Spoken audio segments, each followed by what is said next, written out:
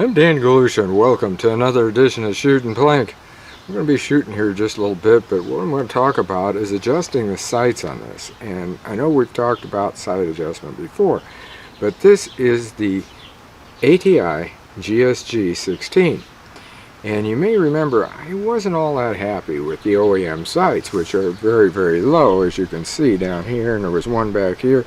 Well, I removed this one. So what I did is I took the ATI Alpha15 sights and put it on this. And these are lift-up sights, not pop-up sights. Like, well, in fact, I put some MBUS sights on that gun, and both of them, I may be trying a Skinner optics that he has. It's a red dot scope. Very, very nice unit. We'll be talking about that later, and I'll just see which ones I do. But these are lift-up sights, and we're going to talk about the adjustment on them. Now, lift-up sights, you just take them like this. Like I said, the other type, the MBUS, they're pop-ups. You push your little button area here and they pop up automatically. We'll lift this one up too. Now, if you're going to be lifting these lift sights, depending on what they are, be very careful not to knock these adjustments off. This particular one has clicks, so it holds in there a little bit better. Now, we'll lift this up. There we go. Okay, now we got it. And it's also got two different peeps, and I've talked about those before, so we're not really getting into that. What we're going to talk about is the adjustment. I'm going to show you a picture here. The first round that I fired with this hit way, way low. Take a look at the photo there, where there's that bottom hole. That's where it fired first. Then, as you can see, the windage was right on, so no problem there. Then the next round, it came up just a little bit more, and that was 10 clicks downward. And I'll show you here what I'm talking about right now. Right here, there's a little wheel. And I rotated this so that this front sight went downward. I was shooting low, so I actually lowered this so that I would raise, so that when I'm looking like this, I'd actually be raising the barrel in order to get it in the middle of that peep. So, again, I was shooting low, so I lowered this. Now, the next one you'll see here in the photo is up right about on it, the 3, and the next one's after I lowered it, and that's about between those largest gaps. There was about 10 clicks, I think, each. The one that actually hit right in the center, I put 6 more clicks, and it hit right there. Now, just for the heck of it, I'm going to talk about the windage. Say that the windage had been off. In other words, say if I was shooting this and the impact was over here to the left. What I would do is here I would rotate this so that this peep would go to the right, because you want to bring it back to the right. So that's what you do. You bring it back to the right like this, and then you actually have to move your barrel back. Okay, so just say I had it over here to the right. Now I got to move the barrel so that that front sight hits further to the right.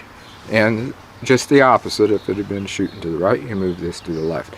So anyway, I wanted to do a quick setup of that, and as you can see from the photos, they're right on. So what we're going to do now is at Cedar Oaks, we're going to be plinking away at some of the Make It Ring bottles that we got, the AR500 knockout bottles, and then we're going to take it to 50 yards and do some shooting.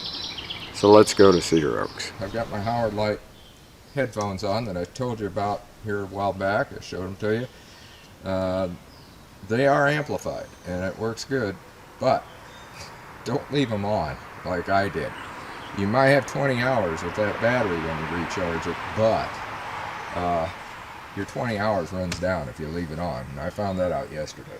So let's take this off of safety, and we'll see what we can do at plinking those bottles.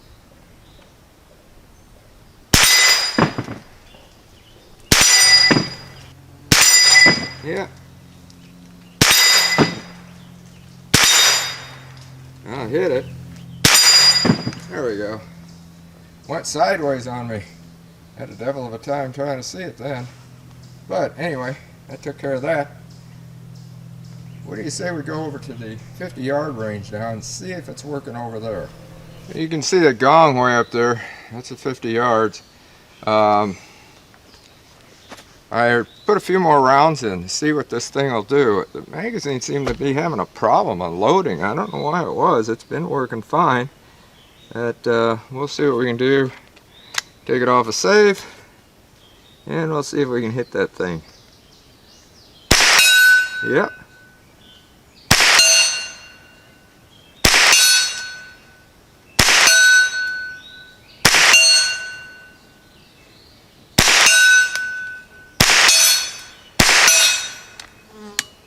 That's it.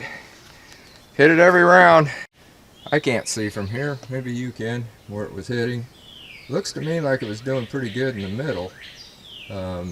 So that makes me happy. That's 50 yards, and I actually sighted this in at 25. But hey, it worked pretty good with that standard velocity. Get my ear protection off here. Boy, I tell you, that really sounds different. I have to turn these off there. Make sure that the things are off.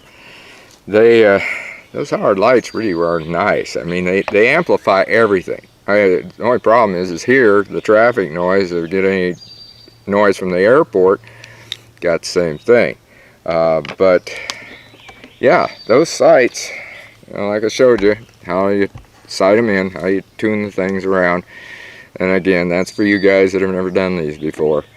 And they work pretty good. And then when you put these down, especially these that are lift up, make sure you don't bump these, because some of these don't have clicks on them, where this one does. You don't run into too many of those. And also this one, I could go to Ghost, but I went to the finer one because you can flip that up. I got to do it here. There we go. You can see here. Now that's a Ghost sight. I could have used that, but I wanted the finer one to see how it would work. I did have problems with my eyes though, seeing it, and that's my eyes, not otherwise. So there, I should have gone to the Ghost. Again, when you put these down, you put them in like that, and you want to make sure that you don't, and that's with any of them that you push down, because you have the releases on some of them, like them M-Bus that I told you about, and also your Magpuls. Those have got a little release you pop, and they just automatically pop up. But these are both ways you got to push them down, and work pretty good. So until next time, shoot safe and have a great day of plinking.